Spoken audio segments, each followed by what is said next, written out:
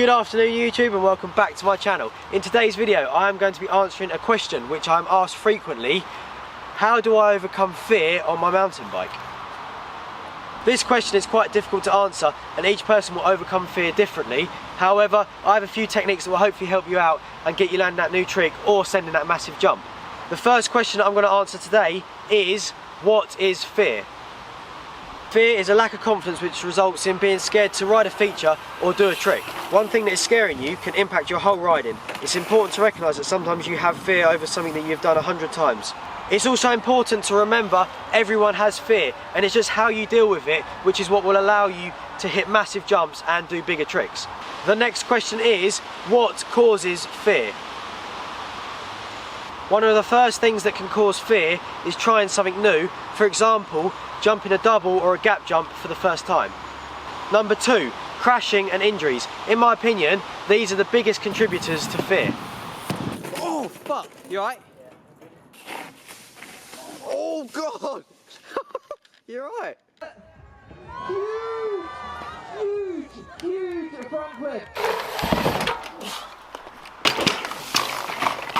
Number 3, low confidence or zero confidence whatsoever. Sometimes for no real reason, the mental demons can creep up and give you a mind block. Number 4, getting ahead of yourself. Now what I mean by this is trying to do things before you are ready or able. You wouldn't try learning to run before you can walk.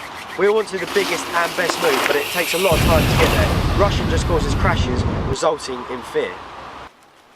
Number 5, some things just scare you. You're only a human after all. Sometimes there's just things that even if you've done them hundreds of times, the fear's just always in the back of your mind.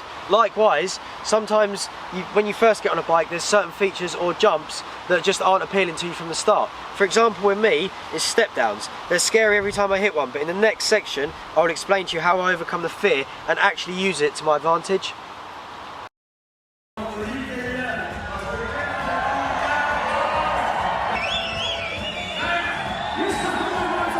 Now we know what causes fear, the million-dollar question is, how do we overcome it? I feel this is quite a broad question and quite a difficult one to answer because what works for one person, that technique might not work for another one. So in this next section, take what you find beneficial from it and change things up, mix it together and try to put something together for you which will help you overcome fear so you're sending those big jumps and smashing those massive tricks. One thing that I would recommend to people starting out or people that are struggling with fear or have a mind block is to think before you go riding about how much you want to push yourself that day, how much you want to push those limits. Do you want to send some gnarly stuff? And get that clear in your mind because then when you go to the session you know what you're willing to do and you'll be riding with a clear mindset. The other thing that I'd recommend is before getting on the bike is keep your goals realistic, like know what your ability is, because if you can only do a 10-foot tabletop and you set eyes on a 30-foot gap jump, then that's so unrealistic, and because it's so far out your league it's going to seem really scary, which is creating fear. So it's important to keep your goals realistic. My first step to overcoming fear is going to be start with the basics and stay within your ability. Just because your friends or mates or people at the trails are sending massive tricks, doing crazy lines or hitting big jumps doesn't mean that you have to. Tip number 2, don't overthink, go away and come back to it. Now what I mean by this is if a jump or a trick is freaking you out, you're scared to do it and that's all you can think about, completely forget it, erase it from your brain, go ride something else that you're confident doing and that you have fun doing, and then you'll get stoked, you'll be excited, you'll be pumped to ride, and then when you come back to do that trick or that feature that's scaring you, you're going to be stoked and smash it first go. Tip number 3, take your time, increase your confidence. If you want to hit a double for the first time or a big drop and it's really freaking you out, ride the smaller one, perfect the technique on a jump that you're really comfortable on, because then when you go back to hitting this big one for the first time, then you're going to be way more confident and most likely smash it first go. Tip number 4, use fear to your advantage and don't get too comfortable.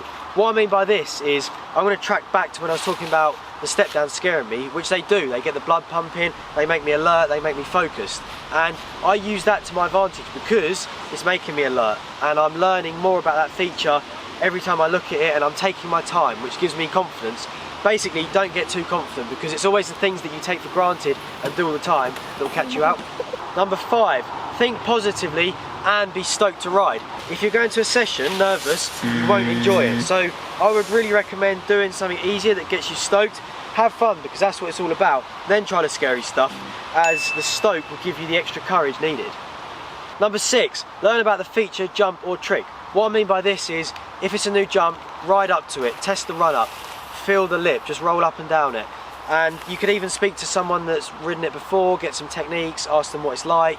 And if they're there, and you know, ask them if you can follow them in so you get a gauge for speed. Basically, don't hit anything blind and don't rush into anything. Number 7, ride with friends. It's way more fun. You've got people there, you can do some trains, you can have a laugh, brings the energy up, which also brings stoke levels up. And if you are scared about something, it will take it off your mind. The other thing is, they might see something in your riding or technique that you haven't or didn't know about, so they can help you with that. Lastly, if something does go wrong because you're sending something new, then you've got people there. That can be reassuring, and if you end up in a pile on the floor, they're going to be able to help you out. Number 8, commit 100%. Don't do something half-heartedly. If you decide to go for that new trick or that new jump, just go for it. If you've done the techniques above, combined with 100% commitment, then there's no way you won't roll out of it the man. The next question is, how do I apply these techniques? Now, if you're still struggling and wondering how to apply these techniques to your riding to overcome fear, I'm going to give you a few examples of how I use them within my riding. The first example for me is flip whips. So in 2014, a week before Vienna Air King, which at the time would have been the biggest contest of my life, I was practicing, done a flip whip. It was too early in the session, I wasn't really feeling it, but I forced it upon myself because of the event coming up, and I under-rotated, went over the handlebars, dislocated my left shoulder. Little did I know the grief that would give me, because since then I've had 11 dislocations and I've had to do a load of gym work and in and out of the hospital to get it sorted. But there's a few basic things that I've done to overcome that fear, and now I'm back doing flip whips and I love them. After the crash, and for a short period of time after, I was obviously really scared and didn't want to do flip whips on big jumps. It just terrified me, and I was like, oh, I just remember that pain. And when the shoulder kept coming out, just doing other things in life, it really put me off flip whips. But I wanted, deep down, I still wanted to continue doing them because they were my favourite tricks. So what I do now, every single time, even 4 years on, before I do a flip tail whip, a backflip tail whip, I will do a backflip one-footed cam, because in my head, it's the same pop as a flip whip, and doing that I can judge the rotation, and then straight after I go do a flip whip, and touch wood, since then I haven't under-rotated a flip whip. Basically what I'm implying in that technique is I have like a trick which in my head is a safer, easier option, which gives me the confidence and the feeling to then do the flip whip. So if you're scared on hitting a jump or doing a trick, it might be a good idea to find something you find easier. For me it's the backflip one-foot can, and then do that before the scary one, because that just gives you that extra confidence. It works for me, so give that a go perhaps. The next one for me was bar spins, because I had a pretty bad crash. I done a quarter of a bar spin over a jump and ended up hitting the ground with so much impact that I actually tore my right kidney, and it put me in hospital for a week. As you can imagine, after that I never wanted to do a bar spin again. Basically the technique that I used to get my bar spins back was going right back to the beginning with them, accepting that I've got to start at the beginning, and building up and progressing to get back to the point where I was before. The final example for me is doing big jumps. They scare me even now. We go to contests, go somewhere, and there's big jumps or whatever, and yeah, it makes me nervous. But I've got a few things I do everywhere I go which I apply, and that overcomes the fear eventually. And basically what I do is I will look at the jump, I will trust my gut instinct, I'll do all my research, I'll watch other guys ride it, ask the other guys for speed, and then when I come to hit it, like I say, if there's someone there, I'll follow them in. Don't be afraid for any of that. You know, you've not got to prove a point. Just do what's comfortable, take your time, and then you'll come away uninjured, you'll come away stoked, and then you'll go to that next session feeling the progression and be absolutely buzzing.